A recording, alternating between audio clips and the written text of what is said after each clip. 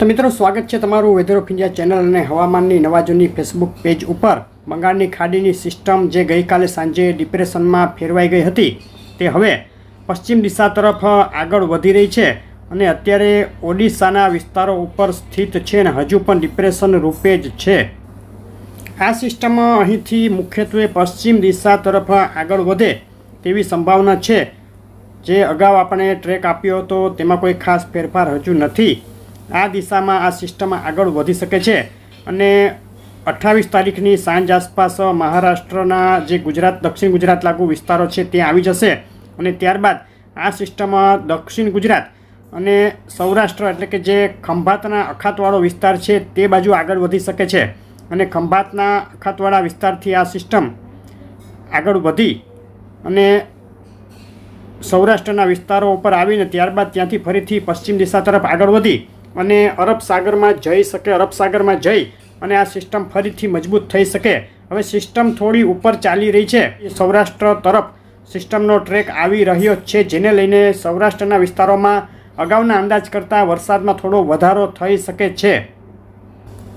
પવનના ચાર્ટ ઉપર નજર કરીએ તો અત્યારે તમે જોઈ રહ્યા છો 700 એચપીએ ઊંચાઈનો પવનનો ચાર્ટ એક બહોળું સર્ક્યુલેશન 700 એચપીએ ઊંચાઈ ઉપર દેખાઈ રહ્યું છે, જે પશ્ચિમ દિશા તરફ આગળ વધી રહ્યું છે અને આવતીકાલે આ સર્ક્યુલેશન આ વિસ્તારો ઉપર આવી જશે। 700 એચપીએ ઊંચાઈનો જે ભેજ છે તે દક્ષિણ ગુજરાત અને સૌરાષ્ટ્રના વિસ્તારો ઉપર આવતીકાલ સાંજ રાતથી આવી જશે અને આવતીકાલથી જ વરસાદનું પ્રમાણ વધી શકે છે દક્ષિણ ગુજરાતમાં અને પૂર્વ મધ્ય ગુજરાત તેમજ પૂર્વ સૌરાષ્ટ્રના કેટલાક વિસ્તારો ઉપર। 28 તારીખ માટે વરસાદની વાત કરીએ તો 28 તારીખે જે આ વિસ્તારો છે તેમાં વરસાદની વધુ શક્યતા રહેશે। 28 તારીખ સાંજથી પૂર્વ સૌરાષ્ટ્ર અને દક્ષિણ સૌરાષ્ટ્રના કેટલાક વિસ્તારોમાં પણ વરસાદ નોંધાઈ શકે છે। તે સિવાય સૌરાષ્ટ્ર અને ગુજરાતના બીજા વિસ્તારોમાં 28 તારીખે સાંજે રાત્રે છૂટાછવાયા ઝાપટા હળવો વરસાદ શક્ય છે।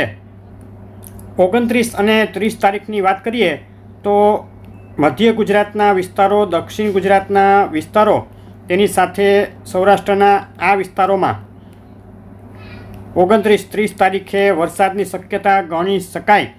ભાવનગર, બોટાદ, અમરેલી, જૂનાગઢ, ગીર સોમનાથ, પોરબંદર જિલ્લામાં થોડી વધુ શક્યતા રહેશે, જ્યારે રાજકોટ, સુરેન્દ્રનગર, મોરબી, જામનગર, દેવભૂમિ, દ્વારકામાં ગાજવીજવાળો વરસાદ નોંધાઈ શકે, તીવ્ર થંડરસ્ટોર્મ થઈ શકે, જેને લઈને આ વિસ્તારોમાં અમુક સ્થળે મધ્યમ વરસાદને ક્યાંક 2 ઇંચથી વધુ તેવો વરસાદ પણ નોંધાઈ શકે છે।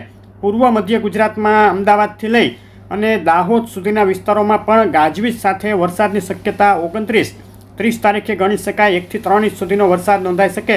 દક્ષિણ ગુજરાતમાં પણ ભારે વરસાદની શક્યતા 29 અને 30 તારીખ દરમિયાન ગણી શકાય। સિસ્ટમના ટ્રેક આધારિત વરસાદ હશે। હાલ જે અગાઉ અંદાજ હતો તે મુજબ જ દક્ષિણ ગુજરાત અને દક્ષિણ પૂર્વ સૌરાષ્ટ્ર અને અમુક વિસ્તારો મધ્ય સૌરાષ્ટ્ર તેમાં વધુ અસર રહેશે, પરંતુ જે થંડરસ્ટોર્મ બનવાની શક્યતા છે, તીવ્ર થંડરસ્ટોર્મ, જેને લઈને ઉત્તર સૌરાષ્ટ્ર અને પશ્ચિમ સૌરાષ્ટ્રમાં પણ 1 થી 2 ઇંચ કે ક્યાંક તેથી વધુ વરસાદની શક્યતા હાલ દેખાઈ રહી છે। ઉત્તર ગુજરાતમાં બનાસકાંઠા, પાટણ, મહેસાણા, સાબરકાંઠા, અરવલ્લીમાં છૂટો છવાયો હળવો વરસાદ અને ક્યાંક 1 ઇંચ કે તેથી વધુ વરસાદની શક્યતા ગણી શકાય। 29-30 તારીખમાં કચ્છમાં પણ છૂટાછવાયા વિસ્તારોમાં હળવા ભારે ઝાપટાથી લઈ અને 1 ઇંચ સુધીનો વરસાદ 29-30 તારીખે અમુક વિસ્તારોમાં નોંધાઈ શકે। 1 ઓક્ટોબરથી થોડો ઘટાડો થઈ શકે વરસાદના વિસ્તારોમાં, જેનો આધાર સિસ્ટમના ટ્રેક ઉપર રહેશે। તો આ હતી આવતીકાલે 28 તારીખની અને ત્યારબાદ 29-30 તારીખની વરસાદની અપડેટ। સિસ્ટમના ટ્રેક મુજબ જે કાંઈ ફેરફાર હશે આગળ તો અપડેટ આપવામાં આવશે, તો જોવાનું ચૂકશો નહીં। વિડીયો લાઇક, શેર કરી ચેનલ સબસ્ક્રાઈબ કરવાનું, ફેસબુકના મિત્રો પેજ ફોલો કરવાનું ભૂલશો નહીં। આભાર।